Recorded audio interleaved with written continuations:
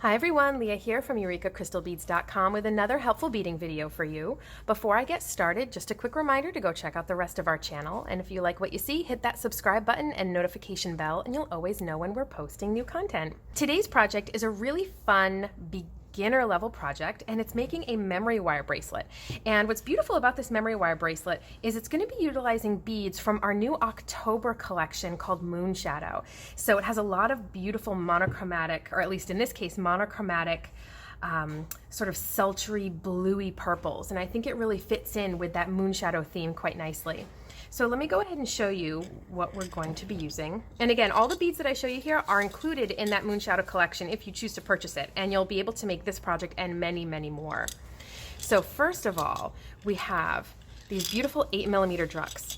And if I can get them to stay still, these are a Polychrome DRUK. Now, if you do a search on our website, EurekaCrystalBeads.com, and you just use the word Polychrome, you're going to get a whole slew of beads in different shapes and sizes that are sort of this two-tone shimmer look. And I think it really looks beautiful on an 8mm DRUK, which is what we have here. And this one sort of shimmers with like a bluey purple and even like a little hint of like a tealy green in there.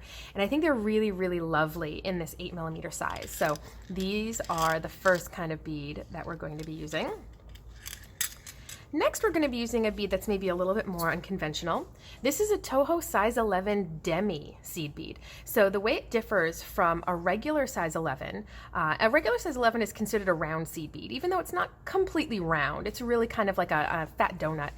What they've done with the Demi is sort of like that fat donut, but then they've squished it down a bit so it's a lot flatter. So this means that if you do a lot of different bead stitches and you replace a regular round seed bead with a Demi, you get a really cool different look from it. And in this case, we're just going to be stringing them, but even as just a bead that you're stringing, they're going to give us a cool look and a cool textural difference that will look a little bit different than just a regular size 11 seed bead. So I really love using Demis in this sort of a capacity, just to change it up a bit. Next, I have a TOHO size 8 seed bead, and this is actually in a matching color to that Demi, and a beautiful match to those Polychrome DRUKS as well. And of course, who doesn't love a size 8 seed bead? So much easier on our eyes, and it'll give you a little bit of a break from the Demis. But I will show you a little trick for picking up those Demis that might make it a little bit easier to string them up. Okay, now the other things we have are, well, first of all, we have our memory wire, which I'll get to in just a second. We have some gunmetal head pins, and these are going to go lovely with these types of deep, sultry, shadowy kind of colors. So I really love using gunmetal. And there's a lot of beautiful metals out there between like an antique brass and rose gold. There's all sorts of great metals on top of just typical gold and silver, and these gunmetal ones are a lot of fun.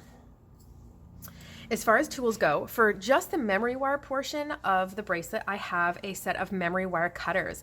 Now this is crucial, and I can't stress this enough. You do not want to use a regular cutter for your memory wire. I'll get to why this is here in a minute later. This has to do with those head pins, but it's very important that you do not cut memory wire with a regular cutter like this. You will basically destroy these cutters over time, and you will very quickly begin to see dents in them, and they will not cut the type of wire that they are meant to cut very easily at all. Memory wire cutters are structured a little bit differently, and they are meant to cut memory wire, which is a much, much harder wire. So if you really love doing things with memory wire, and this is especially towards you people who like to do things like craft shows and vendor fairs, people love memory wire bracelets because there's no clasp. So if you find that you really enjoy making these, I definitely suggest you pick up a pair of memory wire cutters, and we will link you below to them in case you're interested.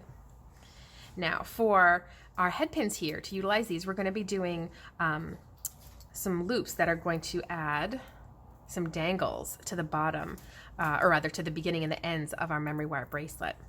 So we have some round nose pliers here, and these are like 2 ice cream cones. There's no flat edges, and they're smooth and round all the way around, and they taper to a point. Then we have our chain nose pliers, which are flat inside and smooth. That's pretty crucial that they are smooth inside. And they also taper to a point.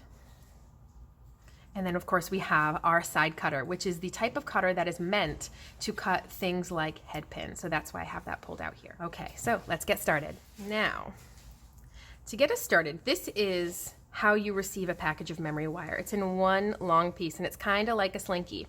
So what you want to do is determine how long you want your memory wire bracelet to be.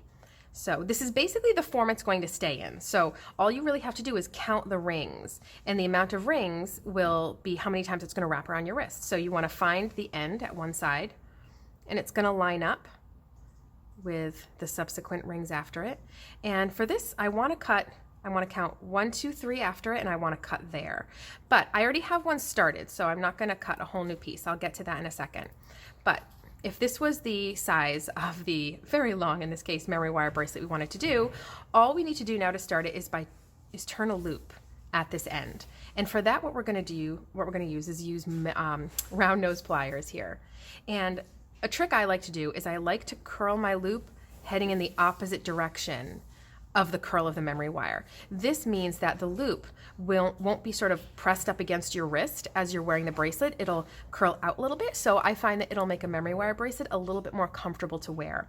So what I like to do is just have it run along my thumb like this, and I want to grab the tip of that wire with my round nose pliers here, and I just go a little bit further, and I don't make something super duper tiny, I just go a little bit further in, because remember, we're going to utilize this loop as well by hanging a dangle off of it. And you're going to hold this very firmly, and you're going to roll a loop.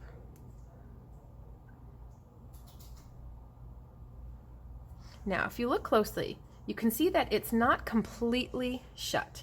There's a little bit of an opening there, and that's important to note because something like that could snag on a piece of clothing. So you want to make sure those loops are shut all the way. So my trick for getting this loop to shut all the way, which can be trickier because this wire is very springy, is you want to over close it just a little bit and then bring it back.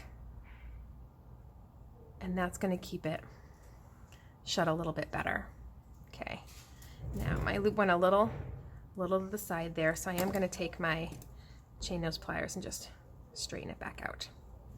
All right, now at this point, all you would do is go to the other end of your memory wire. In this case, it would not be quite this long, and you would start stringing on your beads. So I'm going to show you now what I have already done on this piece. So this is sort of what our finished product is almost going to look like. What I did was I started by loading on 6 Demis, a size 8 seed bead, a DRUK, and a size 8 seed bead. And then I just repeated that, 6 Demis, size 8, a DRUK, and a size 8, and I kept going. And I liked this sort of big to small graduation there. And I really think having all of these DRUKS in there really gives this bracelet such a beautiful ethereal shimmer. And again, it's that polychrome that's just beautiful, and I'm really happy that we included that in the Moonshadow collection. We also have in that Moonshadow collection a 6mm DRUK in a more purpley, plummy polychrome, which is really pretty as well. So you can play with this design as much as you like. Again, these beads are all in that collection, so you know you'll be good to go there. But you can certainly add anything additional that you'd like. I thought the polychrome was just beautiful enough that I wanted to keep this simple to really show it off. So what you want to do is you want to bead until you're satisfied or until you get to the end of your predetermined amount of memory wire. So I'm going to string a little bit more on. Now, when it comes to the bigger beads, I find it's easiest just to pick them up. But when it comes to those Demis, you're going to find that they're a little trickier to pick up and then hold in a way that exposes the hole to slide your memory wire through it. So what I like to do is I actually like to bring my memory wire down to my beading mat or my beading surface, and I like to pick up the Demis that way, and they'll just kind of flip right on. So I have my little 6 Demis there. So let me get the last few beads on here. And again, this is such a simple repeated pattern, but you can really, if you're having trouble with design, you can start to stray from this just in small ways. So this is a great place to start, especially if you're new to jewelry making and new to coming up with designs. You can start something like this, and then on your next memory wire bracelet, pick one thing to change or one thing to add. So maybe in between those groups of 6 Demis, maybe in between the 3 and the 3, you add in another bead, a different type of bead. Maybe you add in another size 8, or maybe you add in a bicone crystal. Maybe on the next time you make one of these, you alternate an 8mm DRUK with a 6mm DRUK, 8 and then 6. So this is also sort of a great lesson in design work and getting yourself comfortable with making changes to patterns and creating patterns. So I really think that this is kind of a good jumping off point for a lot of people. Okay, so I'm going to end with my 6 Demis here because that's how I started. Okay, Okay, now I will have to trim this just a little bit because I don't have enough room to do another set of the pattern here. So I am going to trim this down. I want to trim about half of this off in this case. You want to leave about the same amount that's needed to do this loop. And it might be a little bit of a guesstimate at first. You'll get better at guesstimating. Now I do want to stress to you that before you cut, you cup your hand over it, because these cutters can send this wire flying. So really, if either wear some protective eye gear or you know, cup your hand over it, so that way this doesn't end up any place it shouldn't. Now I'm going to hold this in a way that holds my demis on my memory wire still so they don't slide off, but also holds them out of the way. I'm going to take my round nose pliers here, and I'm going to turn that other loop that I need away from me. Just like that. All you're doing is just curling your wrist. And the analogy that I like to use if you're not sure how to hold your pliers or how to curl your loop is, imagine you're sort of revving the engine of a motorcycle. If you can imagine that, that's sort of the motion I like to use. I curl my wrist away from me. So technically we have a finished bracelet here, but something that is a beading pet peeve of mine is I never like to have empty loops. So that could mean the loops that are turned at the end of a memory wire bracelet. That could mean those who use eye pins to make earrings and you end up having a loop at the bottom of the earring. It tends to look unfinished. So you always want to have something dangling off of that if you can. So in this case, it's where these great little gunmetal head pins are going to come into play. So we can have both of the dangles be the same, or we can have them be different. It's up to you. Depends on how much dimension you want. You can have multiple dangles coming off of each loop, and you can really add sort of more of a cha-cha look.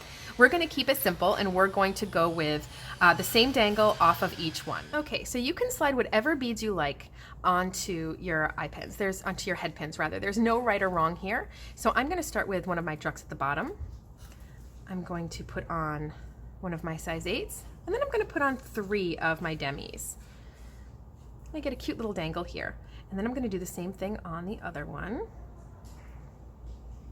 And again, I find it easiest to bring what I'm stringing down to my demis because they are a little bit tougher to hold in your fingers and flip in a way that exposes those holes. So, all right, so now I'm going to show you a super basic wire working technique. If you know how to roll a loop and you just want to keep it simple, you can certainly just roll your loop and that's totally fine. But I'm going to show you something a little bit nicer that's going to mean a loop that will never come open on you, which to me I think is just an added bonus. So I have my beads on here. And I'm going to take my chain nose pliers and I'm going to grab the wire right above that final bead I put on, that final demi. And I'm going to bend my wire towards me. And when I remove my pliers, that's left me with a little bit of wiggle room here. That's good, that's what we want. Now I'm gonna grab the corner, or where that bend is, with my round nose pliers. And I'm gonna take my wire and I'm gonna wrap it around my pliers. And I wanna go all the way around, which means I have to kind of shift this out of the way to keep going. Get my little bead out of the way.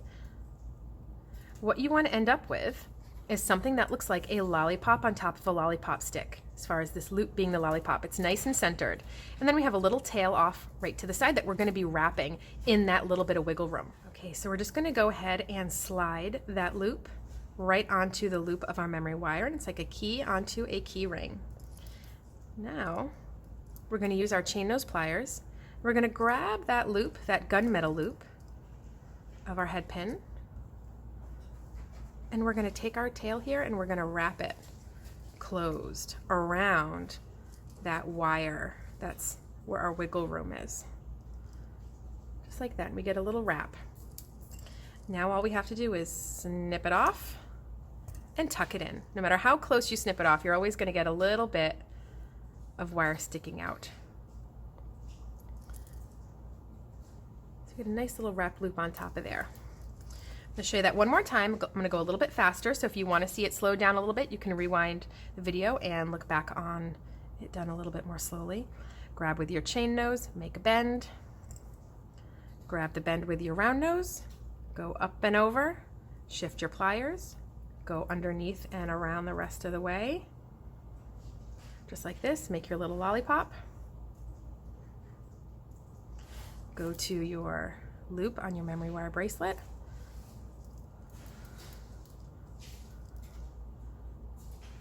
slide it right in, and we're going to wrap it shut.